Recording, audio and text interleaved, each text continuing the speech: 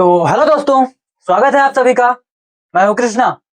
आज हम एक ऐसे टेस्ट के बारे में बात करेंगे जिसमें लाखों लोगों की सेहत का पता चलता है, लाखों लोगों की सेहत जुड़ी होती है। वो क्या है? Sugar test. शुगर टेस्ट जो होता है उसमें ये टेस्ट जो होता है हर घर में किसी न किसी को इसकी समस्या होती है। चलिए देखते हैं शुगर टेस्ट कब करवाना चाहिए और इसमें क्या-क्या लक्षण दिखे तो शुगर टेस्ट करवा लेना चाहिए और कैसे करवाना चाहिए, इसकी नॉर्मल रेंज क्या होती है और कैसे किया जाता है। तो चलिए देखते हैं blood sugar test. Sugar test यह बताने के लिए किया जाता है शुगर टेस्ट यह बताने के लिए किया जाता है कि शरीर का जो ग्लूकोज लेवल है वो नॉर्मल है या नहीं। ग्लूकोज हमारे शरीर की एनर्जी सोर्स है। क्या है? ग्लूकोज हमारे शरीर की एनर्जी सोर्स है और इसका कंट्रोल इंसुलिन हार्मोन करता है। इसका कंट्रोल कौन करता है? Insulin hormone. इंसुलिन हार्मोन कहाँ सिक्रीट होता है? पेनक्रियाज में। पेनक्रियाज में इंसुलिन हार्मोन सिक्रीट होता है और इंसुलिन हार्मोन क्या करता है? कंट्रोल करता है किसको? शुगर को, ग्लूकोज को।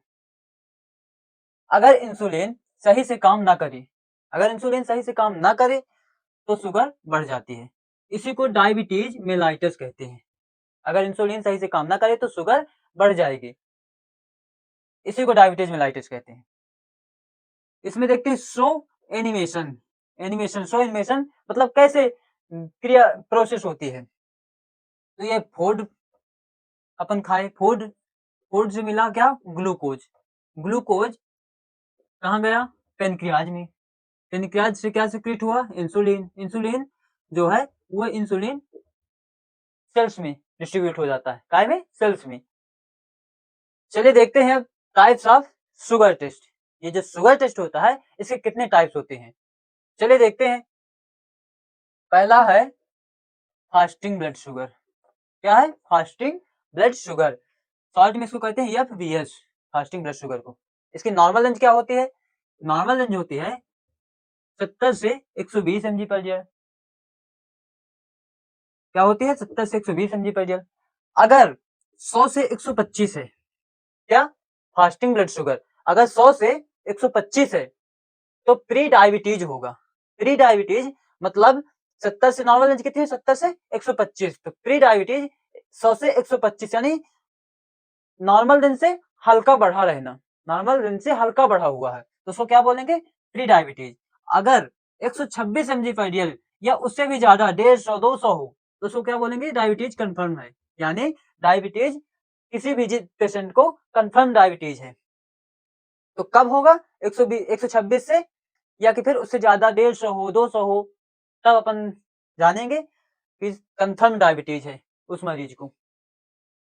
अगर आपका फास्टिंग शुगर लेवल 130 mg पर डेल है तो इसका मतलब है कि आपका इंसुलिन सही से काम नहीं कर रहा है। ठीक है, चलिए दूसरा देखते हैं पोस्ट पेरेंडियल ब्लड शुगर।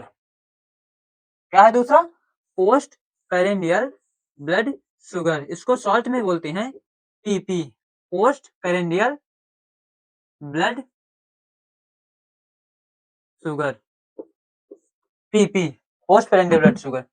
यह टेस्ट खाना खाने के 2 घंटे बाद किया जाता है। कौन? PP, post prandial blood sugar खाना खाने के 2 घंटे बाद किया जाता है। इसकी नॉर्मल रेंज क्या होती है?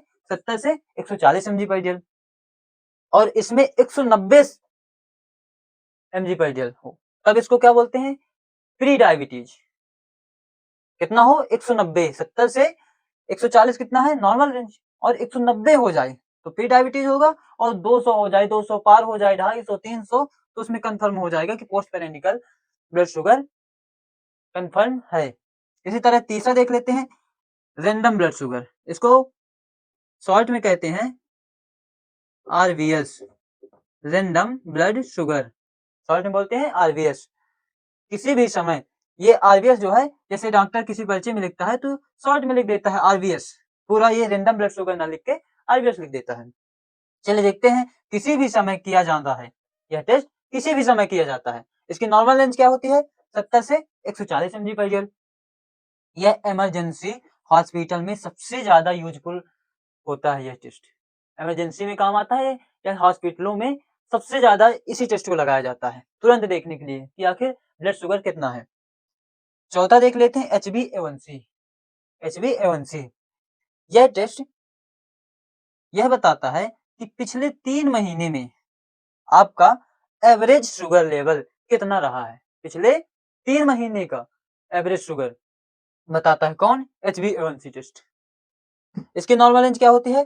5 से 7% और 5.7 से 6.4% प्री डायबिटिक में आता है। प्री डायबिटिक वही आपको जो बता दिया कि मतलब शुगर ये जो नॉर्मल रेंज है 5.7 से इससे हल्का बढ़ी हुई है तो इसको क्या बोलेंगे? Pre diabetic. और 6.5% हो तो डायबिटिक कंफर्म है। तो ये हो गए टाइप्स ऑफ शुगर टेस्ट। अब देख लेते हैं आखिर शुगर लेवल बढ़ता है या शुगर टेस्ट जब कोई भी पेशेंट करवाता है तो बढ़ता है तो उसके कारण क्या होते हैं, क्यों बढ़ता है? चलिए देखते हैं शुगर लेवल बढ़ने के कारण। शुगर लेवल बढ़ने का कारण होता है इंसुलिन रेजिस्टेंस हो टाइप 2 डायबिटीज में। टाइप 2 डायबिटीज इंसुलिन रेजिस्टेंस हो और दूसरा है पेनक्रियाज डैमेज हो। और टाइप 1 क्या होगा? टाइप 1 होगा, ये आपको बताया था मैं यहाँ, प्री डायबिटिक टाइप 1 शुगर है और डायबिटिक यानी कंफर्म शुगर है तो टाइप 2 जिसमें इंसुलिन रेजिस्टेंस हो जाता है। और तीसरा स्ट्रेस या जंक फूड, इसके कारण ब्लड शुगर बढ़ जाता है। अब देखते हैं symptoms of high blood sugar.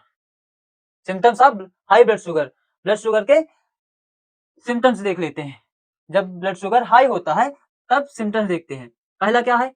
बार बार पेशाब आना। क्या? बार बार पेशाब आना। दूसरा है ज्यादा प्यास लगना।